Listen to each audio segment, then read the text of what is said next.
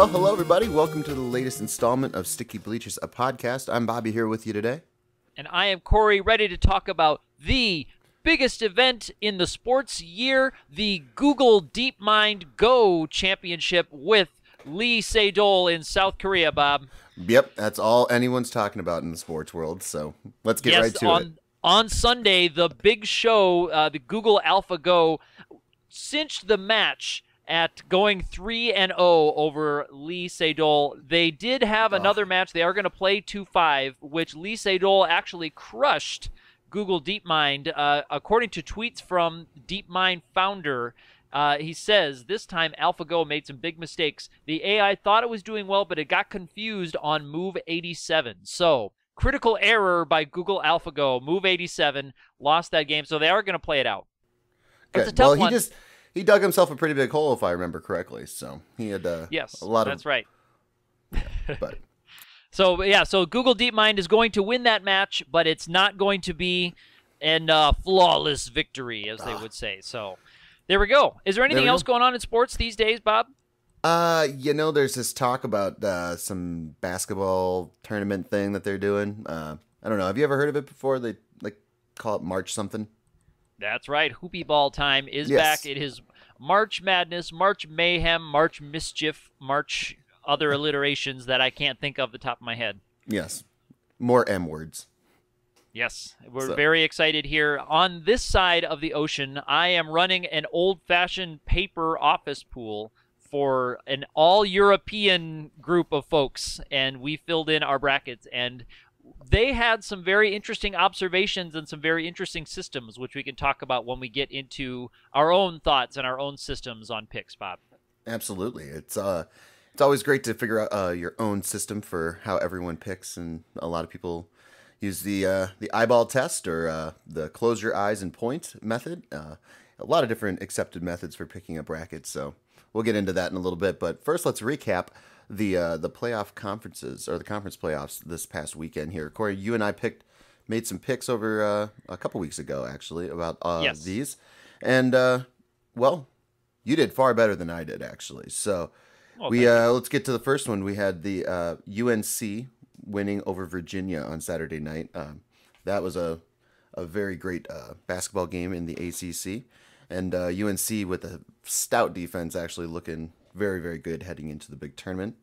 Then going into the Big East, Seton Hall upset Villanova, and just a thriller of a game. And Seton Hall is playing some pretty good basketball going into the big dance as well. Corey, did you get a chance to see any highlights from any of these games at all? I just watched. I saw some of the comments about them, and most of the comments that I read were from after the selection show. So there was a lot of thoughts about UNC being maybe unfairly punished with a too difficult route through that East region. That's my mad internet sports nerd voice. So a lot of those were framed in that way. So I didn't actually catch any video highlights of those ones. I would have, as much as I would have liked to, and next year when I'm back in United States time zones, I will be able to catch those. So I'm looking forward to that, but didn't catch those ones. Well, then we had the Big Ten, where Michigan State won out over Purdue, and Purdue looking really good though going into March Madness, and Michigan State definitely looking like a title contender. And then we go to the Big 12, where Kansas took the championship pretty easily in that very tough Big 12. They again playing like a championship team. And then in the Pac-12, Corey and I both we picked teams not called Oregon. Actually, you picked Arizona, and I went with Utah. And Oregon throttled Utah in the championship game. So I ended up going 2-3 in those predictions, and Corey, you went 3-2. So congratulations on that, there, buddy. Thank you, Bob. Yeah, that was a good time. That was a good pick for all of us, though. Really, to go 3-2, 2-3 at the beginning of those tournaments. You never know. Just like the big tournament, you never know what can happen going through those. There was definitely some surprises there. I look at that Big East. Seton Hall, they beat Xavier and then Villanova. And Villanova, I believe they're 2 seed, and Xavier is Xavier a 3 seed? No, they're a 2 seed as well. So Seton Hall coming in there beating two seeds to win the Big East championship. Nothing to sneeze at.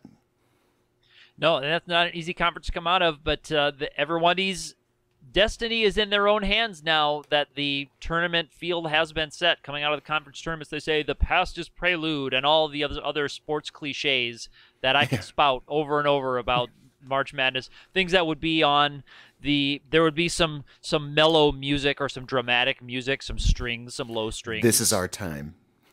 This is our place. The time is now. Is March This Madness. is what we've worked for. Yes, some big epic gladiator type music. Yep, cue the CBS sports Exactly. music. I will say I do enjoy like 95% of the announcers for college basketball. So it's mainly that Joe Buck's not there that I'm really excited. Yep. Well, and someday Dan Dockich is going to get that Rutgers coaching job, and then the field will be improved. Yep. But Grant Hill does a great job. Phil Nance or Jim Nance, right? Look, I got Phil Simms and Jim Nance on the brain. Yeah, so everyone's talking about making predictions and picks and systems and things. So I grabbed a couple of people's thoughts on their own predictions on what they're going to see happen. So these are from Reddit. Michigan State fan, username SpartansR_Kaz, says, my prediction, we all have no idea what we're doing, and the guy who fills it out in 5 minutes is going to win your $20. That is the predictions of R_Kaz. Here's another one.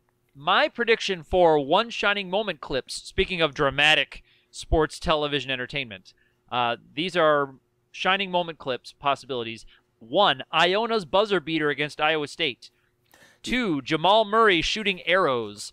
3, a white guy from Northern Iowa dabbing. 4, Marshall Plumlee's surrender cobra. And finally, Gary Payton II's dunk of the tournament. And for those who don't know what a surrender cobra is, it is the shot of the stunned fans with both hands flat on their head and their elbows out and mouth hanging open. Kind of made famous this year by the Michigan fan in the Michigan State game where they won in the kickoff return. And Indiana had a lot of surrendering Cobra fans after their loss in the Big Ten Conference Championship. So, you'll have a lot of fans that'll do that. And on the note of that Iona Iowa State game, I think that could be a tough game for Iowa State. That could be an upset waiting to happen there. It's not the typical 12-5, but watch out. Those teams are pretty similar. And Iowa State, if they get in a shootout, it's a coin toss at that point. Yep, that's right. And now all of this was, of course, decided, or I should say announced, on the selection show, the famous and ever-expanding, and some would say ever-bloating or ever-swelling selection show, which becomes more and more of a media circus every year. And there's always criticism, and there's always fans of the selection show. And I wanted your thoughts on it, Bob. I did. I watched the selection show. It was good. I mean, they get into the shenanigans and stuff, which are fine, but it can be a little drawn out, and it's kind of like American Idol, I guess, where they know that they have information that you want to hear, so they'll go to commercial break and come back, and then go to commercial break and come back and stuff. So that can get a little old when they're just announcing the teams and stuff. But yeah, all in all, it was fine. I've never really watched the selection show before. I mean, you always just see the bracket at the end, and that's all the information that you ever really need. I've never had any interest to watch a selection show. And I don't like watching the bowl selection shows either for college football season. It was like, I'll just check it later tonight. Yeah. I'll watch a rerun of The Simpsons or something, and then at the end, I'll just look at what the results are. Yeah. I was watching the Michigan State game, and then they just went right into the championship or the selection show right after that. So I just kept it on. Some people argued that hurt Michigan State's seeding chances. Yeah. I think they would have been a 1 seed. I think they deserve to be a 1 seed, but looking at their path, I think they're pretty happy being a 2 seed. So they get to play in St. Louis and Chicago instead of, on the other side of the country. So they get to stay pretty close to home, and their path is pretty clear, I think, and they look like a championship team. So I wouldn't be surprised if they were cutting down the nets in April. Yeah. Wow. Yeah. Well, so there's always accusations of game fixing and Illuminati stuff. Of course, whenever you it's have college a basketball. subjective ranking like this. Yes. And a couple of comments I found on articles about that. User Jeffrey from Yahoo is pretty upset, Bob. He writes a letter that says, "Dear NCAA, let it be not known. I will not, capitals, be watching a single tournament game this year. Period. 3 exclamation marks. People have been telling me my whole life the game is fixed. Thank you for finally proving them right. Like most things in life, it's all about the $3 signs and an exclamation mark. I tried to emphasize which ones were capital or not. So I really could see it. piling on. I could see it as you were reading it. Wow. No, but what I think he's pointing out is a lot of people talk about things like I brought up the North Carolina's route through the East is way too hard because Kentucky is underseeded. But you're like, you know what?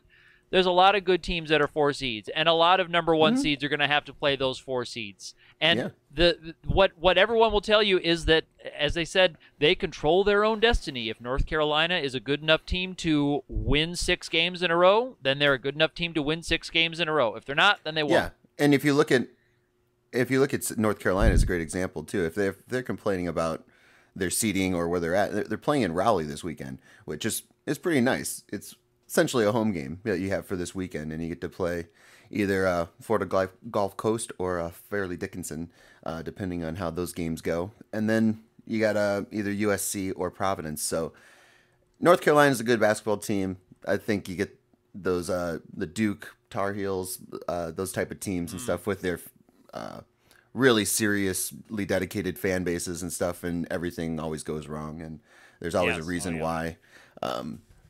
They lose. If they lose, there's always a million explanations, and if they win, you never hear the end of it. So that's right. Yep.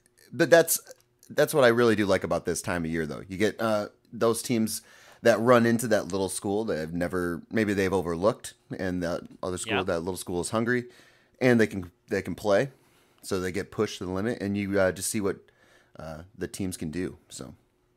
Right. So I try not to even think about, and I don't care because I don't have any control over it, and 2, no one. until this year I have not been a sports content producer, and I've never had reason to really care, and never had reason to need to fill time or fill article inches, column inches, I guess they used to call them before the internet, fill column inches about some sports synthesis, sports digest. So let me write a long think piece about historical seeding. I just want to play the game. I just want to fill out my bracket. So Bob, what do you like on your bracket this year? Well, I thought we could go through and maybe look at all the brackets and stuff and see what was upset or what was just going to be a good game. So how about we start off in the South? How about that? All right, Bob, I like it. Right. And so in the South, I mean, you have the typical 12-5 upset, South Dakota State over Maryland. I really don't like how Maryland's been playing coming into the big dance here with Melo Tremble. It seems like they live and die by his jump shot, and if it's off, they're in for a long day. So I think that game's a bit of a trap for Maryland. I don't want to necessarily call it right now, but so Bob says maybe it's going to be the hare beating the tortoise in the Jackrabbits Terrapins matchup there, Bob. Let's put a stamp on that right now. You can Let's put a commit stamp that on to it. the internet. Absolutely. You can write it in ink. And All then right. and then here's one. It's a theory. It's a long play theory that I got going on, but I really like how UConn won on Thursday, and then they throttled their remaining opponents to get into the big dance. So at a 9 seed, I actually like Connecticut to beat Colorado and then give Kansas all they can handle, and maybe beat Kansas in the second game of the first weekend. I wouldn't be surprised with that Connecticut magic. So I'll just I'll timestamp that stuff right now. All right. Although I really love Kansas as well. All right. So let's make that some of the Surrender Cobra picks of the week. Yeah. Yep. All right. Okay. What about you? What in this region do you see? On this side, I didn't see the same upset opportunities that you do. I certainly didn't see Kansas getting it in that second round. This one was actually a rather boring bracket for me when I was filling it out with my pencil. It was mostly favorites. Just about top to bottom. Really? Yeah. So I just, as much as I Don't hate to say discount it, that this Hawaii one team. was pretty run of the mill for me. Okay. I think that's Okay. right. So no upsets whatsoever in the South bracket. Not on that side. And now we know Charles Barkley did say that the California Golden Bears are the most talented team in college basketball, except Second for most North talented Carolina. team. Second most talented team in college basketball. So maybe not to discount Hawaii's work too much, but they're going to be facing the second most talented team in college basketball, according to King Charles. Hawaii, they got the numbers, but yep. I'd also That's watch not out. Where I picked my juicy 5-12 upset. We'll get there when we get there, Bob. All right. Also, we'll have to watch out for that the Wichita State Vanderbilt game that's going on later today. Whatever team comes out of that, will probably give Arizona some fits as well. So, but we can move on. Let's how about the West? Let's go down. All right, going down.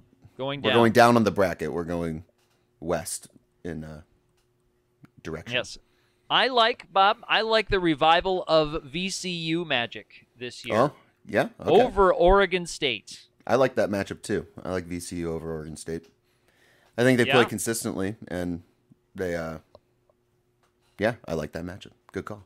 Yep, that was my most notable moment. Also, you can never discount the Northern Iowa beating a team that underprepares for them. Although the more better teams they beat in the tournament, the more teams are going to continue to prepare for them. So yeah, Northern Iowa, Texas is a game to watch. Yeah, I think that's a game to watch for sure. My upset, it's another 12-5. I got Yale over Baylor. I like. Whoa! I like. Bob's got two juicy 12-5 upsets. Yep. I could convince myself to go 3, but I really don't want it to be 3. But I like Yale over Baylor. I think that's going to be a good one. That Cincinnati St. Joseph's game will be also a really fun one to watch. I think all the 8-9 matchups are going to be great games that are just a coin flip. So I agree, and that's the job of the selection committee. Everybody, get those tough games to pick. Get those tough games, and getting those tough games to pick early makes it more fun and more appealing, and more people will watch the games on TV, which is why they're calling Illuminati on them. Yeah, although I will say for intrigue rather than ranking based on merit. I don't understand though how Syracuse is in the Big Dance. I don't get that at all. They're very Tulsa is team. another one that a lot of people said should have been way out. Yeah, I think there are two teams in the NIT that are more deserving of being in the Big Dance than Syracuse and Tulsa, but that's a different bracket, so we'll wait to get to there. So, do you like anybody going to the Final Four out of the West? You see anybody? Yes, I see somebody going to the Final Four out of the West, Bob. You are absolutely right. I do see somebody. It will be, for me, the red-hot Oklahoma Sooners, Bob. Oh, I gotcha. You got the Sooners going very far, eh? Yes. A little Buddy Hield action going on? Yes. I know who that is. Yes, good job. he's only one of the top 3 best college basketball players out there. So yes, all right. You'll get to know his name shortly. The Oklahoma Sooners. The Oklahoma. I have going out of that one. I haven't actually filled out a bracket yet. I'm just looking at everything kind of here. I'm waiting for these playing games to get done to fill out a bracket yet. But I like Oregon was really impressive in that Pac-12 conference playoffs there. They just outplayed Utah on every level. It just never was a game. And Utah's a pretty good basketball team. So I wouldn't be surprised if Oregon took it all the way to the Final Four. I don't know anything else past that. But let's move on. Let's move in the opposite direction. Let's go east. All right. East is good, Bob. And here's where I've got it. It's thick. It's juicy. It's salty. It's stanky. It's ranky. It's my 12-5 upset of the tournament. The Chattanooga Mocs over the Indiana Hoosiers, Bob. Ink it. Man. I don't want it to happen, but I could see it happening for sure. I absolutely could see it happening. I don't want it to happen either, but it's my stanky 12-5 upset of the tournament, Bob. This is where I think if you got to like break it down to all the different 12-5 matchups and stuff and which teams are vulnerable. Now, Indiana has played some great basketball down the stretch. Maryland on the South bracket hasn't played that great of basketball. So that's why I just think they're more vulnerable for an upset than Indiana. And I think Indiana had a tough loss to Michigan. Won the last second three to win the game for Michigan. So I think they'll be prepared against Chattanooga, but Chattanooga's a good basketball team, so I wouldn't be surprised if they pulled off that upset. All right. So do you see any other upsets there? Not in the early part of that. I actually do have in my paper bracket, I have Kentucky, that 4 seed, going over North Carolina when they reach them in that the third round. Is it? So I have North Carolina not making it out of this bracket. Gotcha. I like Pittsburgh over Wisconsin. I think that's a good game for Pitt. And then I actually like Pitt beating Xavier as well. So all right, them going on to the Sweet 16. You know, it's going to be difficult. Man, if Notre Dame can shoot the ball well, if they can get the hot hand going, they can go pretty far in this tournament. They beat North Carolina already this year. Yes. And Indiana, the same thing with them. I mean, both Indiana relies heavily on Yogi Ferrell, and there's nothing wrong with that. They're a very deep team, and he's super clutch. So that's why I think they're going to come out of this, and I think I'll go right now. I'll say Indiana goes to the Final Four. Wow. All right. So they're a Final Four team. So there's quite a difference then between your picks and mine, because I have Indiana knocked out by the Chattanooga Mocs, and you've got them all the Final Four. I'd also watch out for that West Virginia game versus Stephen F. Austin. I've doubted West Virginia all year long. I think they're a good basketball team, but it seems like it could be a trap game. So all right, so that's the bottom line, Bob. That's the bottom line. I don't know if I'd pick that in a bracket, but I wouldn't be surprised if SF Austin comes out. Because Stone Cold SF Austin said so. Exactly. All right, and then we'll go down to our last bracket here, the Midwest bracket. So yes. And then what do you see here? Virginia in a runaway. Oh yeah, Virginia. I have Virginia all the way through on this one. Really? When do they face Michigan State then? When did they face? Yeah, the knockout game. Yeah. Do they meet each other in the Elite Eight? Do they all make it there? Yes, they both get there. I do have it. I'm going a little bit by memory here because my paper bracket is the old-fashioned way. It's hanging up at my work building. So I'm looking at a blank bracket and I'm summoning images to my mind of my pencil scrawls. Gotcha. But I do believe that Your finally, yes, my hieroglyphics. That finally Virginia is going to overcome the Michigan State hump and get out of it. That's another thing people criticizing, like there's no reason for Michigan State and Virginia to be in the same bracket because Michigan State has their number. I mean, whatever. They have in the past. But yeah, okay, but whatever. Virginia has a great team. I love their defense, and they do have an offense this year, which is good. But I just think that Michigan State team, they just look like the national champs. So yep. I'll put it down right now. All right, Michigan State. I also picked a couple of possible upsets I looked at. I looked at possibly the Zags over that Red Hot Seton Hall team, mostly just because I like writing Zags on my tournament bracket, and I want to do that as many times as I can. That will be a really fun game.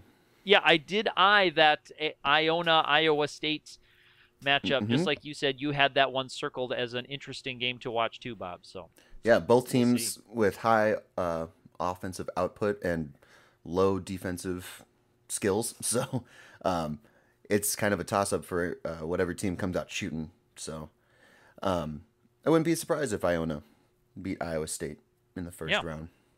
So and also, they're playing in Denver, too, so altitude definitely is a factor as well. So, yes. Did they keep basketballs in a humidor in Denver?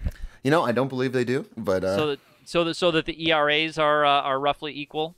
Yeah. Yes, exactly. I don't That know what means ERA stands for in basketball. Estimated rebound average, earned rebound average. Gotcha. Yes. Yeah. The ball does bounce differently off the rim in Denver, for sure. Yes. So. Now, so it was interesting, Bob. I have to tell you, running a paper office pool with a bunch of European people who don't have the same kind of historical basketball baggage that we do. That's probably a benefit.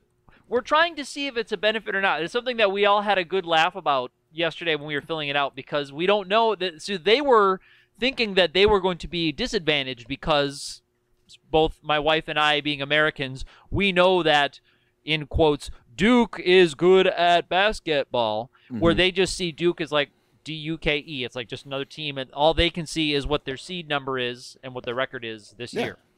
So we're trying to see, and we're going to see who wins the tournament, what it was. But a couple of different systems they went by. I did print out a list of what all the team nicknames were. So a couple of the folks were using their nicknames to make the picks. I was surprised not to have a lot of my Irish friends have the Notre Dame Fighting Irish or the Iona Gales go as far as they should. Well, and again, I expect probably more so with Notre Dame. I mean, Notre Dame isn't very popular over there, is it? Or no, but they're aware. But they're aware of it, and they're aware of it. Yeah, I thought it'd fall along the lines of like St. Patty's Day or something like that, where they're just like, oh man, you really have a little leprechaun, a fighting leprechaun as your mascot. Yeah, so I wouldn't say that you would see a lot of Irish people walking around with Notre Dame new era flat top snapback hats on. I don't know if all those words go together, but you wouldn't see a lot of that in Ireland. But they are aware that there is a Catholic college called Notre Dame, and that a lot of Americans like their football team, and that they play basketball. Are they offended by it, or is it just kind of like... I haven't met one who's offended by it. I bet you could find an Irish person who's offended by a little leprechaun putting his dukes up. Yeah, because I mean, in some way, it falls along those it absolutely offensive mascots, for sure. It is a cultural appropriation that, yes, but usually, and I don't want to get too political here, but often when those are done depicting white folks, it's seen differently when it's a not previously persecuted minority, like it is with Native American, African American, Latin American. It's mainly Native mascots. Americans that we name sports teams after. These days, tribes and stuff. But again, like, I can't think of another team that's... I mean, like the Fighting Irish. It's you don't see like the the Fighting Germans or whatever. Yes. Now you would also, I mean, people also point that out, but it's usually when people are trying to say, well, it's okay to have nasty Native American names because look at the Vikings. You don't see people who are Danish American get all mad about the Vikings. Like, okay, but I think that misses the point. But again, I don't want to get too culturally insensitive here. I don't want to make anyone upset with my political. I think there's a it. difference between cultures that no longer exist and cultures that are still existing in this world today. So, there's a big distinction between those two things. But something like the Vikings. You've angered all of our Viking listeners, Bob. We're gonna get so much hate for this. I'm a Vikings fan. I can't anger the Vikings listeners. I'm wearing purple currently. I don't mean Vikings fans. I mean legit Scandinavian people who like to... You don't think they're Vikings fans? You don't think they're Vikings fans? Of course I doubt they're Vikings fans. I bet they're hockey fans. I bet they're which... Yeah, well, they'll still like the Vikings. Okay. It's a thing. All right. It's a thing. No, we can go with that. But yeah, so it was interesting them just looking at the team names and some things that we kind of take for granted right away. They wouldn't have seen before. Like one of the things on my list of teams, I just used abbreviations like UConn in my team list. And someone said, okay, you have a UConn on your team list, but I don't see that on my bracket. I'm like, oh, yeah, UConn is Connecticut on the bracket. This is like instantly, and it's just because they haven't seen that abbreviation before. So it is interesting, and it will be fun. Now, I have to say, a lot of them picked Kansas to win. And that was actually my champion also. Yeah. So a lot of them just went by, they saw that Kansas was the #1 overall seed, and they saw me and they saw other ones, there was a trickle down effect, I think. I'd love to see a Kansas Kansas-Michigan State final. I think that'd be really a great basketball game. Two good defensive teams that can score as well. And Kansas plays a little slower than Michigan State, but since it's the year of the seniors, I think it'd be appropriate to have a senior championship game. Yeah. All right. So, well, it should be a lot of fun, Bob. And are you going to be filling one out here after the play-in games? Yeah, I'm going to film. I'm going to wait to see how Vanderbilt, Wichita State, and Florida Gulf Coast and Fairleigh Dickinson turn out today. And then, of course, Michigan and Tulsa tomorrow, and Holy Cross and Southern tomorrow as well. So I always kick myself when I fill out a bracket and then these playing games happen and I watch the teams and I'm like, dang, that, X team looks way better than I thought they were going to be. And they end up doing stuff in the championship game. So I want to see these teams play first before I make a decision.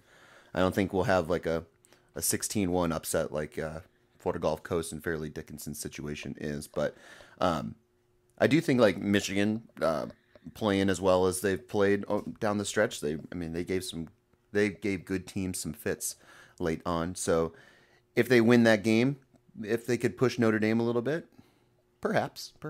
So yeah, all right. Who knows? But yeah, it'll be fun. So let's pick here. Let's make some picks here for these play-in games. Who do you got in Vanderbilt, Wichita State? Shockers are going to shock nobody. They're going to shock nobody. Wichita State Shockers will shock nobody and win that ball game, Bob. Yeah, I think Wichita State's going to win that game as well. Vanderbilt playing very well though. I think that'll be probably the best play-in game matchup that we have. So, but all right. One of the fun things about the conference championships was that we kind of got the March Madness feel a little bit. A lot of the games came down to the wire. Teams played very, very well, and you kind of got the madness started a little early. So it'll be nice to have, I think, another similar style game tonight with Vanderbilt and Wichita State. But the other one we have is Florida Gulf Coast and Fairleigh Dickinson. So who do you got in this one? Florida the Eagles Gulf Coast or the Knights? Florida Gulf Coast is going to shock anyone who cares to watch this game, and they're going to win this game. Anyone who has True TV on their cable package and watches this game tonight. Well, and just to play devil's advocate, I'll go with Fairleigh Dickinson. All right. Okay. How about game involving some bigger named teams, Bob? Michigan and Tulsa. I hope Michigan shows up. I hope they show up to play. So I'm going to go Michigan on that game. I'm going to go Michigan as well, not because I've seen Michigan play this year or because I've seen Tulsa play this year, but with the amount of shade I've seen shoveled on to Tulsa for being included in this one. I'm going to go by the will of the internet. There you go. Well, that's always smart. But the way Michigan played in the Big Ten Conference Championship, I don't know how Iowa beat them in the last game of the regular season. They seem like a much better team than Iowa at this stage in the game. So yep. I was watching, I was like, man, I don't know how Iowa did that. But anyway, the next game then the last game is Holy Cross and Southern. So two teams that we're all too familiar with, Corey. Oh, yes, that's right. I'm going to go in this one, controversial pick. I'm going to go with the team that had a winning record in the regular season and go with Southern. Yes. I wonder what Monmouth thinks about all this. But yeah, I don't know. What do you think? UW Platteville is probably wondering why they're not in this tournament. Yes. So how about you, Bob? Well, you went with Southern. I went with Southern. You did? Are you going with the losing record of the season? Yeah, well, just keep things interesting. Sure. I don't think either of these teams. Who would they even play when they get in? Let's where is that at? Oh, they get in. They play Oregon. Yeah, I don't think either team stands a chance against Oregon in Spokane, no less. So. Yeah, we're not going to be seeing much of either of those teams in this tournament. You're saying. So I'll go with Holy Cross for sure. Okay. All right. Yeah. All right. But yeah. So we can talk about the results of those games when we get together again later this week after St. Patrick's Day holiday here. So we would like to wish you and yours a happy holiday as we go on through our week. We've got more Negro Leagues baseball coming to our YouTube channel this week. You can check all of that out on Sticky Bleachers. You can find us on Twitter at Sticky Bleachers and lots of other places on the internet at Sticky Bleachers. Right, Bob? Absolutely. We are all over the internet, plastered. How about a final comment, Bob? Final comment? Sure. Let's hear it. Yes, this one was in response to somebody mentioning that the Maryland South Dakota State game is the tortoise and the hare. Yes. User dash Wisconsin dash says the Rabbit shouldn't have scheduled that tortoise in the first place. It would be a bad loss that hurt his RPI, and there really wasn't anything to gain from scheduling that game. That's so, true. With that thought in mind, I will be Corey signing off for now. I'm Bob. We'll see you guys later. Play ball!